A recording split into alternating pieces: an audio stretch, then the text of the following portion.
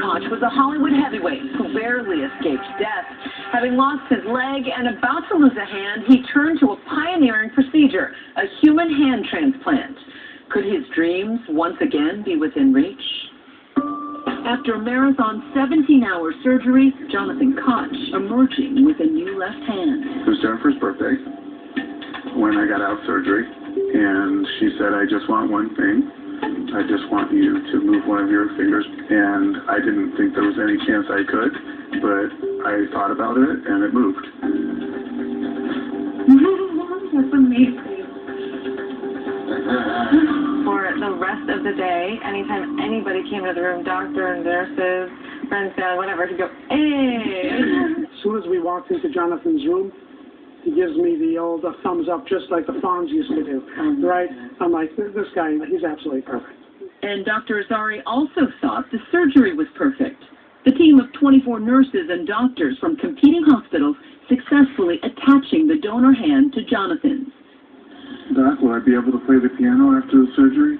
But the recovery was far more treacherous than he'd anticipated. What was the toughest part for you? Golly day. I woke up, my mind wasn't right. I wasn't breathing as well as everybody had wanted me to. I was telling Jennifer, I'm drifting away, and I can't seem to get back. I can't get back into my life and control what's happening with me. It sounds like that's the first time self-doubt crept into your mind. Yeah. There wasn't a walk in the park. No.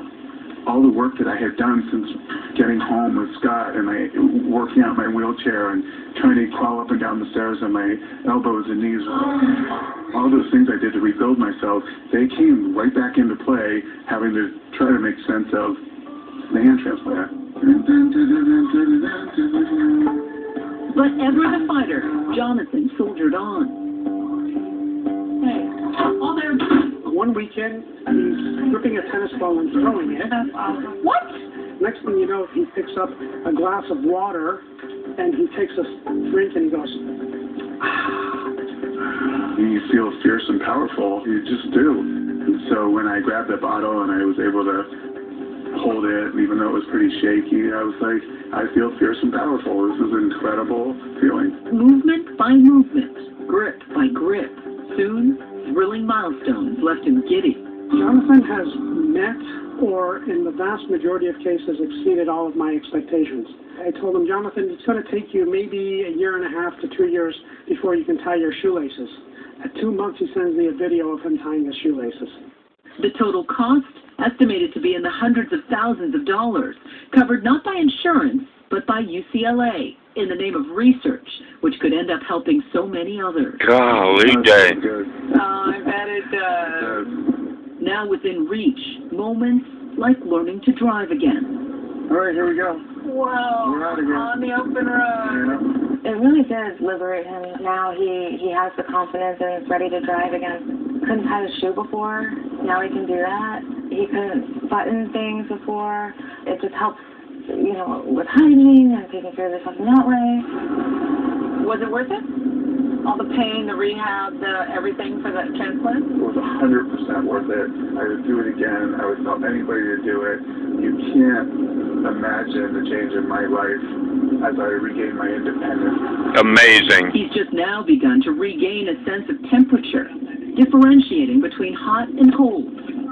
And even bigger triumphs. It was his dream to play tennis again with his daughter, Ariana. The righty now swinging a racket with his newly acquired left hand. What does tennis represent to you? I just love the competition.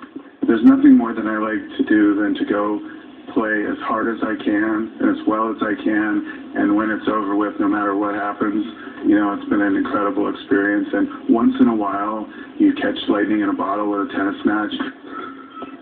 Whoa, there you go. Amazing. It's everything you have, and I love it. Amazing. How good have you gotten with your new hand? I'm not great. I am learning to... So you're saying I have a chance? Yeah, you definitely have a chance. I mean, left-handed, it hasn't been going great. I throw my racket sometimes accidentally because I'm still working on that, but it's not as difficult as I thought it was going to be. It's just going to take repetition. Yeah, I thought I was out of here. What other titles flying around that you guys have been working on? Anything? And now the man who many described as a hard-charging workaholic A man whose life was roadmapped by a Hollywood movie, looking for other stories, It's great. We should crack some of those. including his own, to inspire others. Good to see you always. Thank you. If your life story, or this last chapter in your life story, were in a pitch meeting to you, what kind of story is it? Is it a triumph over adversity story? Is it a love story? You can name it all because it's a triumph of human spirit story, not from just my standpoint, but from our standpoint and all my friends who rallied so hard, and just the amount of love and prayers and all of those things that were coming to me that I could actually feel them. Like, I felt lifted up by them. I know how many people, were caring about me. 7, 8, 9, 30. You want to talk about honors? My girl's fierce. The next chapter of this story now left in Jonathan's capable hands. 5, 6, 7, 8, 9, Beauty. Good job, dude.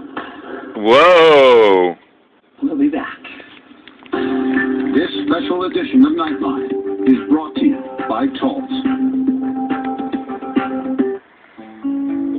When you're close to the people you love, does psoriasis ever get in the way of it? See, I woke up. I could move my hands. See, the thing is, we humans will never know all the gifts that our Maker has given us. That's the reason why in my prayer I got "You who made me." Please allow me to always thank you for the things you gave me.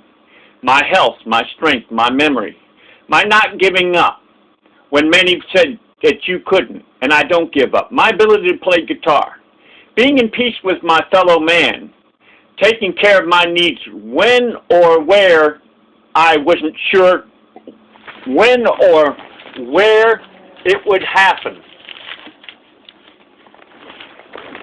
So the thing is, I woke up. Opened my eyes. I could see. I moved my hands. Effortlessly. We just don't know how good we got it. And all I believe all depression is when we forget to thank our Maker. As I said, I was born a lifelong orphan. I've been alone my whole life. I didn't cross the street on mine until I was 15 years old. I was ward of the state. That's right. I was born ugly. I was born where I can only see out of one fucking eye.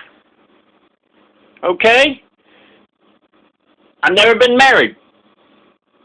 The ugly truth is, if you ain't born good looking, the chances of you marrying, having a girlfriend, is a lot smaller than if you're born good looking. Chris Cornell was born very good looking. Lauren Scott was born very good looking. Robin Williams was born good looking. Brad Delp was born good looking. These people took their motherfucking lives, and this lie going on about, oh, you'll be in a better place, oh, you'll be out of misery, bull motherfucking shit. I didn't have no right to make me. I have no right to take me. Can I tell you what I'm going to do tomorrow? No, but I can get on my knees today and pray for tomorrow. The Psalms, 23rd Psalm, says, the Lord is my leader. I shall not want. He made me to lie down in green pastures. In there it says, but deliver us from temptation. We can't predict what's going to happen tomorrow. But the thing is, we can always thank our Maker for today, and we can pray for today. I pray that I might be able to somehow or another benefit my Maker, benefit my fellow man while I'm here on this earth. I don't pray like, oh, did you ask God for a new car? Did you ask God for this or that? No. I'm too busy thanking my Maker for everything that I've been given. And yet I've been given so little compared to other people.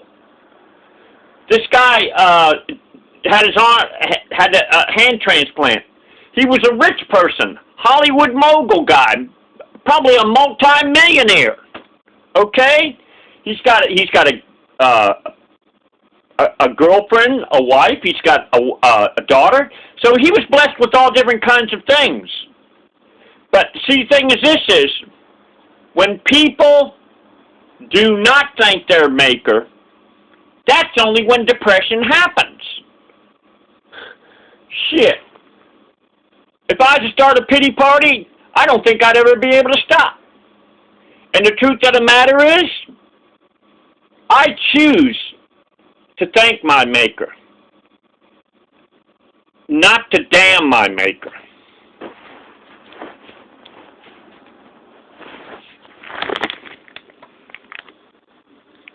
Cody Azari and his entire team at UCLA. And of course, tonight, our thoughts are with all those waiting for that perfect donor to change their lives. Thanks for joining us. And as always, we're online at abcnews.com and our Nightline Facebook page. Good night. Now, see, here's the thing, okay? If somehow or another, when I pass on, if somehow or another I donate my body to somebody else and I help them, then it's not something where I'm going to sign a donor card, but if it happens, because I've kept my body, I'm 66 years old, I've kept my body in shape where I can put my toes on a desk and my fist on the floor and I can knock out 20 push-ups. I've got abs at 66 years old. I've got biceps, triceps. I'm not somebody that's ready for a walker or anything like that. You can go to Jimbikeman Senior Citizen Exercises, and you can see at 64 I was doing shit that people in their 20s couldn't even do. So, if God be willing, God knows my first breath, my last breath, my last heartbeat and everything like that.